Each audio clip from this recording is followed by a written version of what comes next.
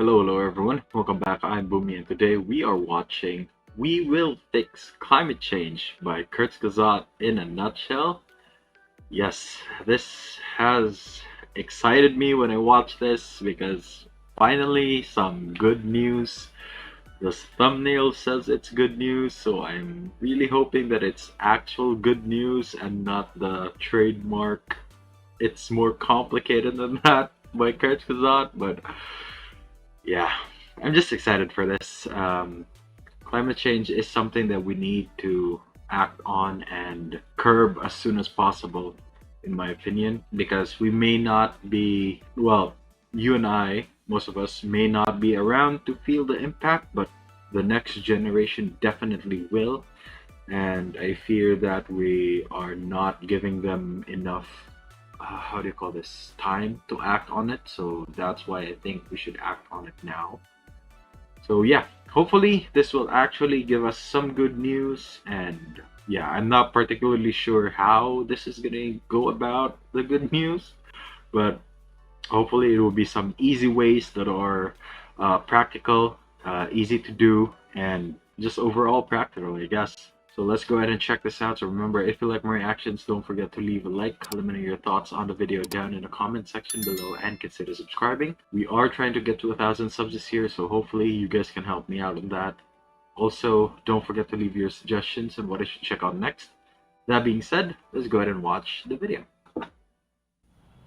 Our home is burning.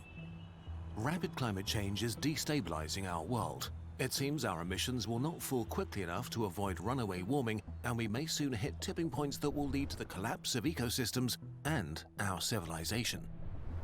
While scientists, activists, and much of the younger generation urge action, it appears most politicians are not committed to doing anything meaningful, while the fossil fuel industry still works actively against change. It seems humanity can't overcome its greed and obsession with short-term profit and personal gain to save itself. And so for many, the future looks grim and hopeless. Young people feel particularly anxious and depressed. Instead of looking ahead to a lifetime of opportunity, they wonder if they will even have a future, or if they should bring kids into this world. It's an age of doom and hopelessness, and giving up seems the only sensible thing to do. But that's not true. You are not doomed. Humanity is not doomed.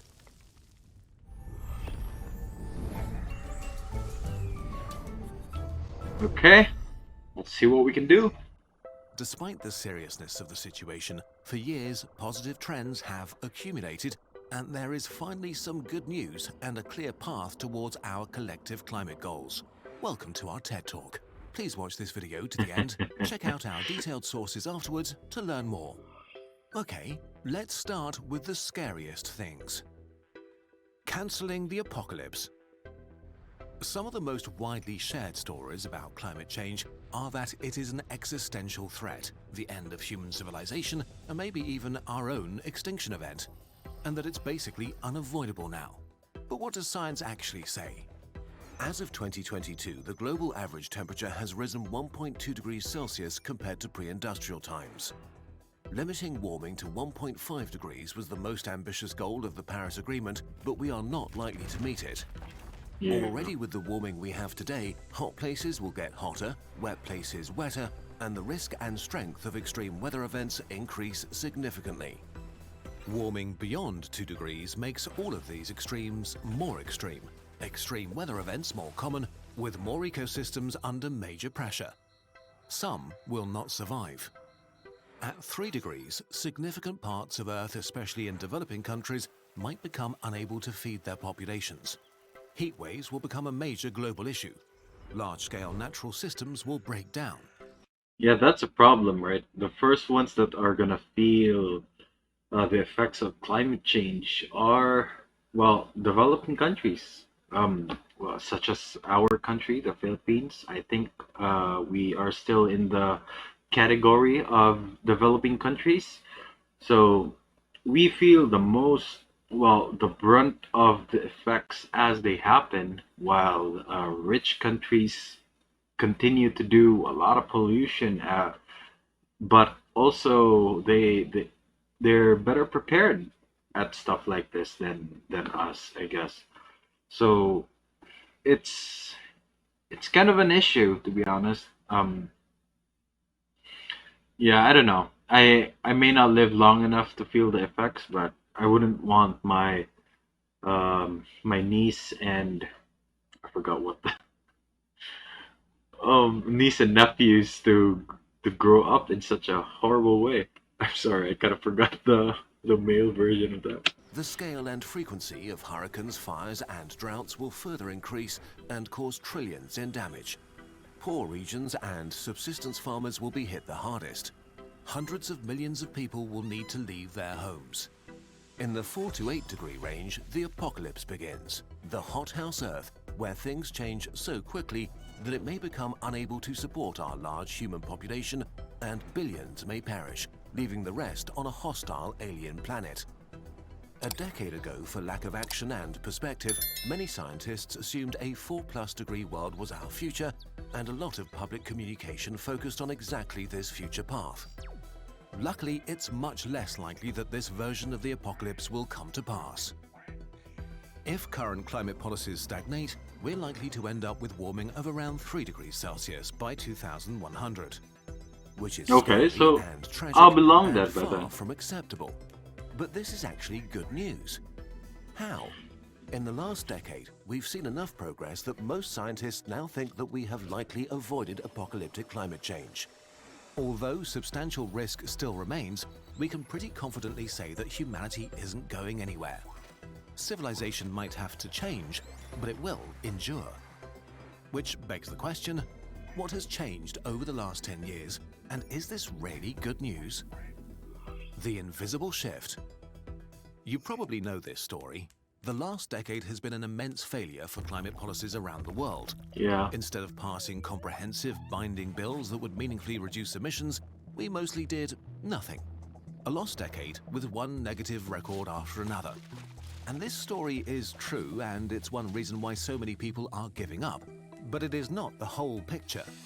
Despite the lack of climate policies and ongoing lobbying and misinformation campaigns from the fossil fuel industries, there was a lot of progress. Let's go back 20 years to see why today is so different. Between 2000 and 2010, greenhouse gas emissions had grown by 24%, 3 times as much as the increase in the previous decade. Subsidies for fossil fuels aimed at promoting economic growth caused a colossal increase in their consumption. For developing countries like China and India, coal was the cheapest fuel for growth, while rich countries showed little interest in changing their ways. In 2010, many people expected these trends to continue. Instead of decreasing fossil fuel use, its consumption would rise. The next decade turned out to be very different though. First of all, coal burning in developing countries like India has slowed down or leveled off like in China, and it's plummeted in rich countries like the UK and US. Since 2015, 3/4 of planned coal plants have been cancelled and 44 countries have committed to stop building them. Wait, 10 years let me go back on that real quick. have been cancelled and 44 countries have committed to stop building them. Is my country a part of this? Nope. 10 years ago, that would have seemed like wishful thinking, but today we can say with confidence, coal is dying. It's just not competitive anymore, because technologies we thought would remain expensive matured rapidly instead. Renewable electricity has shown explosive progress. In a mere decade, wind energy got 3 times cheaper. Solar electricity is now 10 times cheaper. Cheaper than coal or any other fossil fuel burning power plant, despite the massive subsidies and global infrastructure propping up fossil fuels. 25 times more solar and nearly 5 times more wind electricity is produced today compared with 10 years ago, which is of course not nearly enough. One of the biggest obstacles is the variability of their power output. Renewables need a lot of energy storage to be a reliable power source, Yeah. like expensive batteries. Amazingly, battery prices have decreased by 97% in the past 30 years, 60% in the last decade alone, which will serve all kinds of green technology like electric cars. You might say, well, that's great, but didn't Kurzgesagt's last climate video say that while wind and solar are nice, we need nothing less than a fundamental transition of our global industrial system? Nuclear power. Yes, but luckily the shift goes beyond just the energy sector.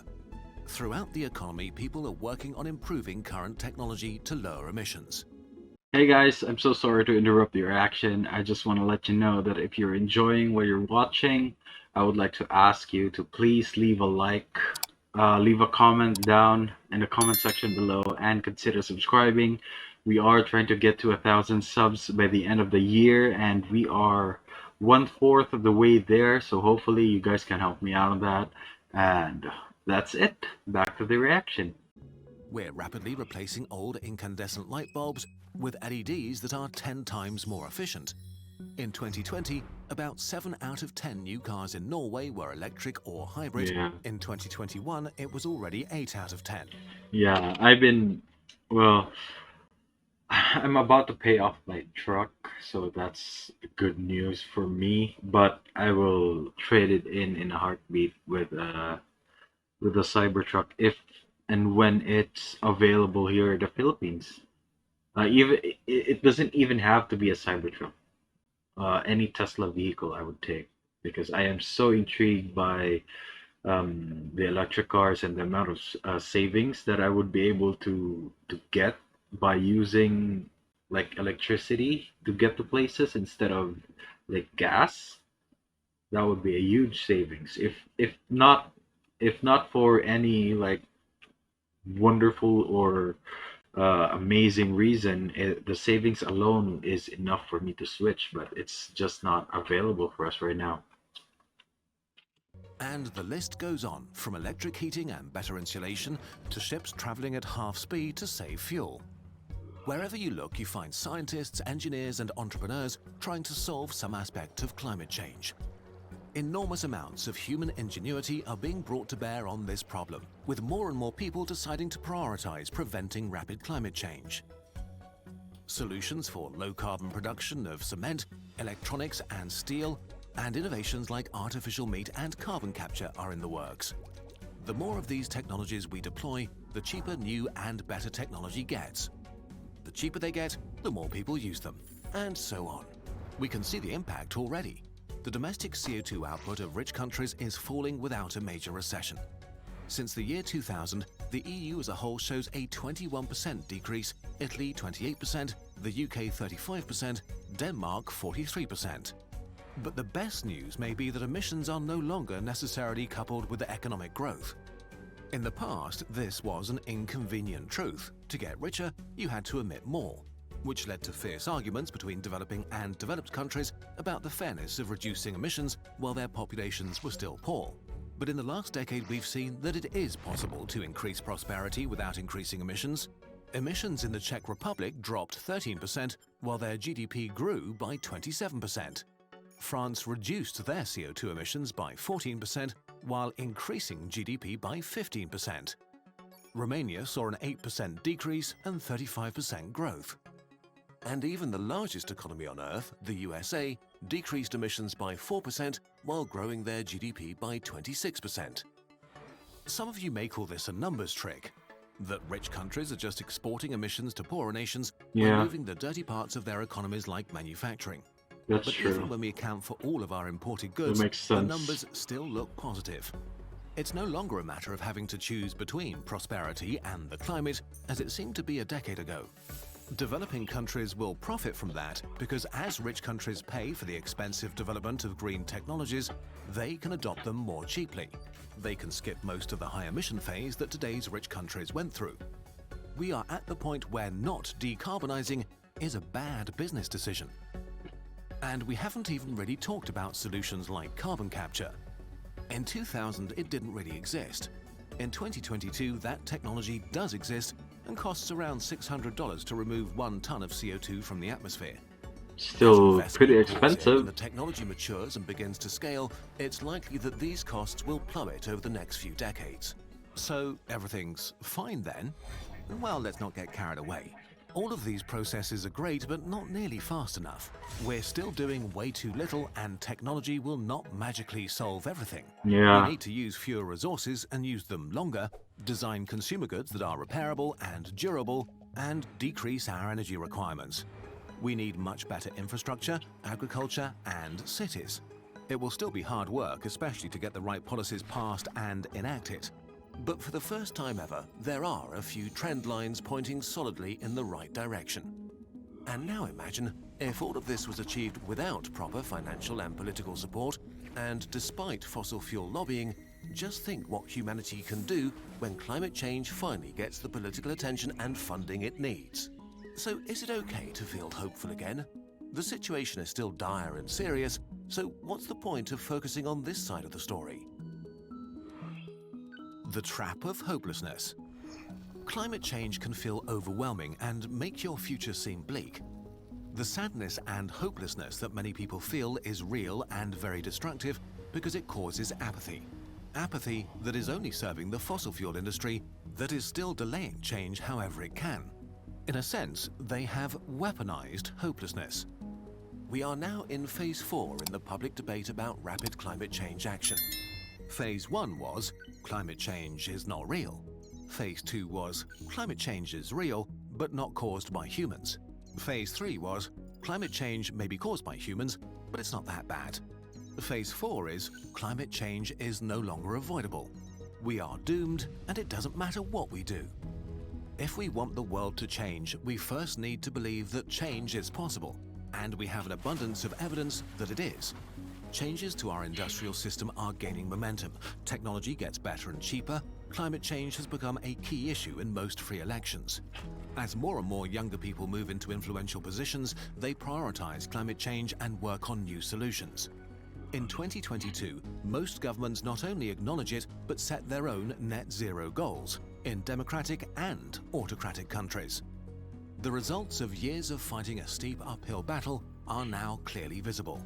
The pressure needs to keep increasing to make sure that the promises made today are actually kept. Climate doomerism is the equivalent of giving up, even though you can still prevent not just the worst case, but also mitigate most of the bad things, make changes in time to adapt better, and prevent the poorest from suffering. That is why hopelessness and apathy are so dangerous. If the last, in many ways, wasted decade has shown anything, then it's that progress is being made, and that dire scenarios are just predictions, not our sealed fate. As of 2022, based on current global policies, we will end up in a 3 degrees world. Now it's our job to yet again prove the predictions wrong, despite how serious and urgent things are. To turn that 3 degrees into a 2 degrees and then see where we can go from there. For that, we need hope. And we hope we gave you that today, at least a little. That you feel that things are serious, but also that you have a future. That you can have kids without dooming them or the world. That taking action today is worth it. And that despite powerful industries doing everything to delay it, society is changing. If you need a more concrete roadmap of what you can do personally, we're working on a follow-up video to talk about that in greater detail. Nice. I'll be there to watch it. And weaponized hopelessness are the only trump cards left for the powers that don't want change. Don't let them win. We're still excited about the future, and we think one of the best things you can do to keep your optimism and curiosity up is to learn new things. If you don't know where to start, our friends from brilliant.org have got you covered. Alright, let's skip that one. Let me go ahead and check if there's anything else at the end. Nah, doesn't look like it. Yeah, that video actually gave me hope. It was actually the good news that they promised to deliver, and they did. That gave me so much hope right now that I feel like I want to do something. But yeah, I'm not influential, and I'm not smart enough to come up with any big and grand solution to this issue, but I am doing my part, even if how small it is. I would highly suggest that you do your part as well, because Like they said, most of us are in the same sinking boat, so I hope that each and every one of us will do our part to at least minimize the risk for future generations. And at this point, that's all we can hope for. So yeah, that's gonna be it for me today, guys. Link to my Twitter is down in the description below. Go to check it out if you want to.